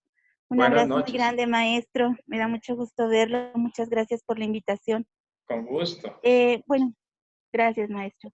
Bueno, lo que yo me llevo es la reflexión en torno a la relación humano-naturaleza y el ejercicio, pues, que yo debo hacer para lograr eliminar ese sentimiento de separación con la misma. ¿Cómo puedo comenzar a hacerlo? Creo que una muy buena acción sería la contemplación. La contemplación, porque creo que es un elemento que pues permite tener una escucha activa en mi relación con la naturaleza. Y pues bueno, esto incluye a todos los seres vivientes, ¿verdad? Coincido mucho con Silvia, que participó hace unos minutos, y también con Diana respecto a hacer lo correcto para mí y para los demás, porque pues indudablemente que esto va a incluir a todos los seres vivientes del planeta. Entonces, eso me llevo, maestro. Muchísimas gracias. Oh, a ti, porque Mirna, pues no lo comentó, pero ella es maestra, entonces qué alegría que tú, pues que obviamente dices esto desde lo personal, obviamente de una u otra forma en tus clases, con tus alumnos, lo vas a transmitir, ¿no? Excelente, esto de buscar el superar la separatividad. Ahora, para que no se sientan tan mal, la separatividad es bueno porque es un primer paso en la toma de conciencia, ¿no? Porque antes de sentirnos separados, pues nos sentíamos unidos, pero en un sentido muy instintivo, como el bebé unido a la madre o el niño unido a la madre, sobre todo el bebé, ¿no? Que todavía se siente al nacer uno con la madre y empieza poco a poco a darse cuenta que es otro, ¿se fijan? Entonces, a nivel psicológico, un primer paso en la maduración, en el crecimiento personal, es la separatividad, ¿no? Este soy yo y esos son ustedes. Eso es algo normal, eso es algo deseable, que cada quien pueda decir, este soy yo y estos son los demás, ¿sí? Pero ahí no termina la evolución de la conciencia. Después sigue el darnos cuenta de que hay que dar el paso a la interdependencia, el paso a la supraconciencia, el paso a darnos cuenta de que todos somos uno, como lo han explicado los grandes místicos del planeta, y específicamente desde la filosofía de los estoicos. O sea, todos hacemos parte del Logos, todos hacemos parte del planeta Tierra. Dios, esa energía está allí, así que lo que yo haga va a afectar a otros, así como lo que otros hacen me va a afectar a mí, pero no me dejo afectar por lo negativo. ¿Se fijan? Entonces, qué alegría saber eso, Mirna, de que estás en ese camino y que por lo tanto tus estudiantes van a quedar impregnados. Gracias. Muchas gracias. Gracias, maestro. De nada. Bueno, ¿quién más desea compartir su reflexión? Fíjense, si se dan cuenta cómo al escuchar al otro, eso también hace un eco en nuestra propia alma. Ahí se está aplicando el estoicismo, ¿se fijan? Entonces, ¿quién más desea compartir su comentario o reflexión o preguntas?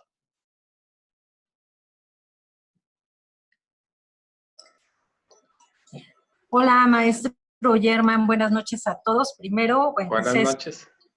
Es un enorme gusto volver a coincidir, a escuchar todo este conocimiento que, bueno, siempre has transmitido de una manera tan clara. Eso realmente se agradece. Y bueno, coincidir en este caso con Mirna, como amiga, compañera de la maestría, con Belinda, Miguel, que está aquí también conmigo, y bueno, con todos los presentes, ¿no? Fíjate que esta parte del vínculo con la naturaleza creo que nos está quedando muy claro. La preocupación es, de mi parte, si realmente en este sentido de la unidad y ese vínculo como parte de la misma naturaleza, así lo vamos a asimilar, ¿no?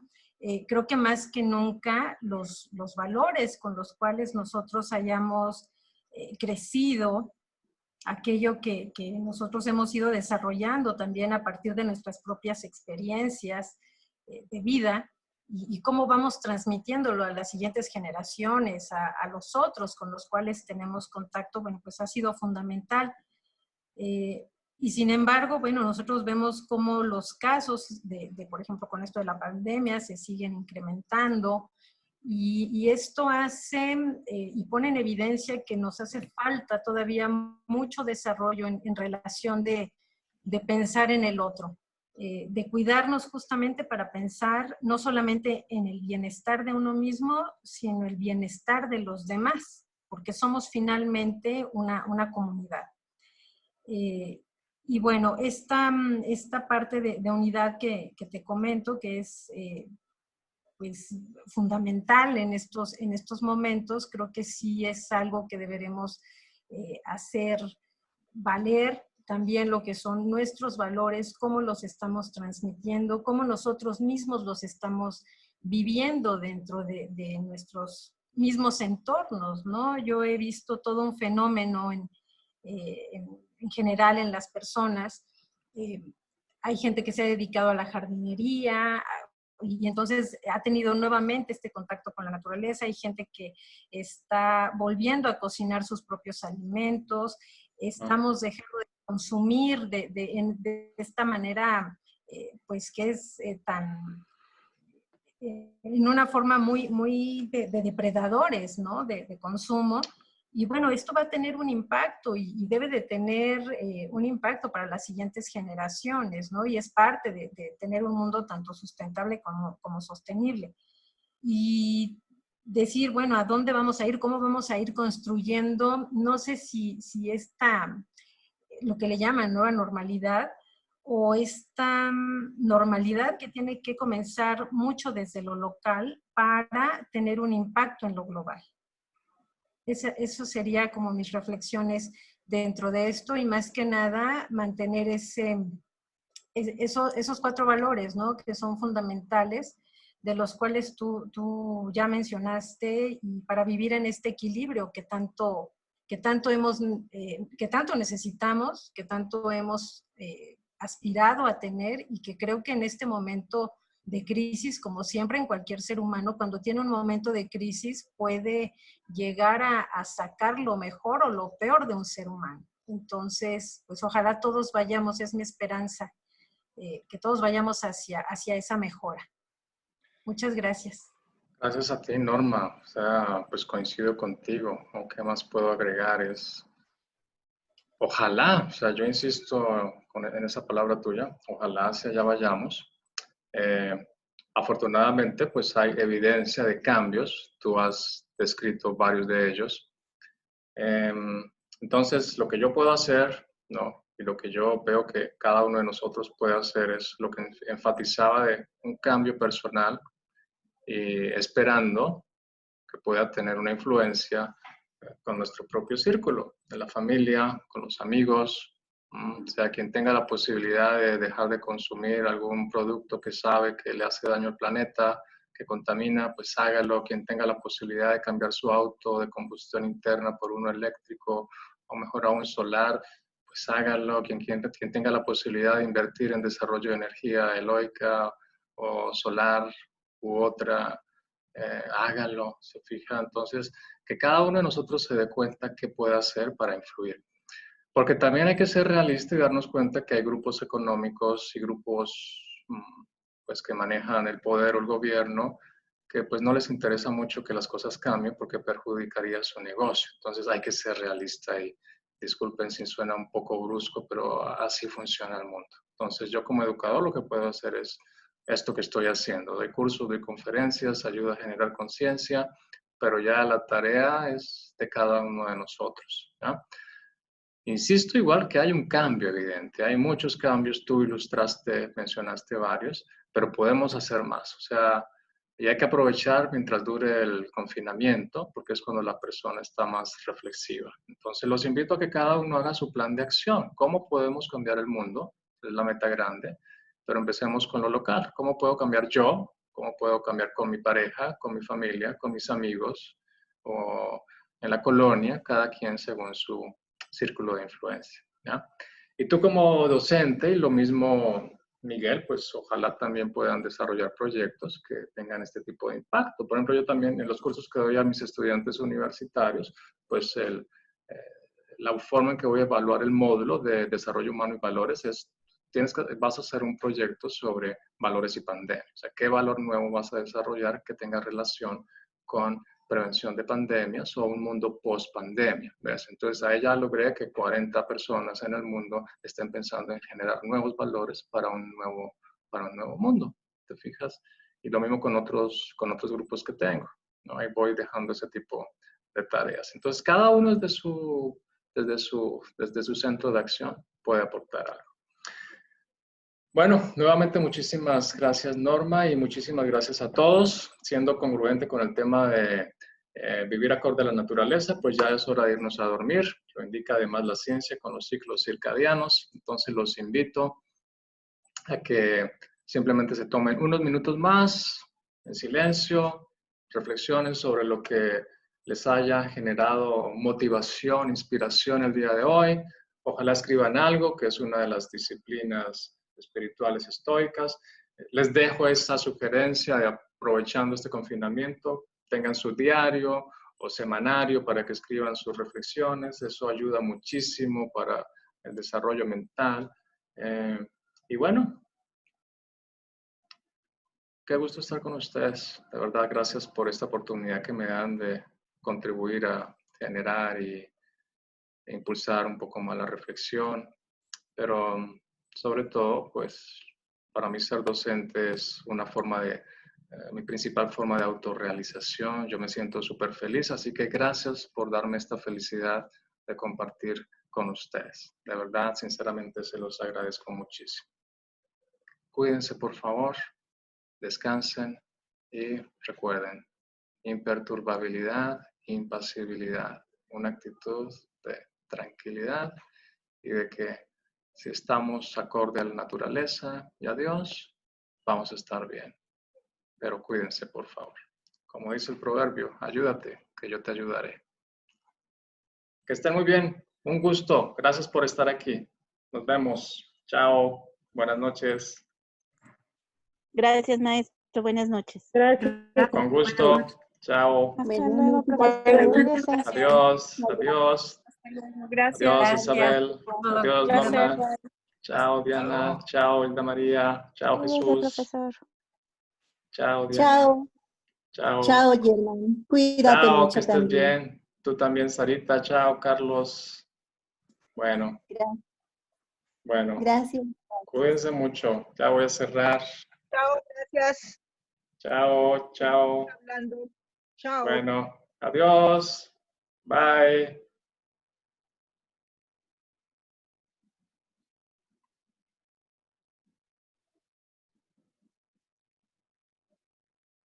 Bye.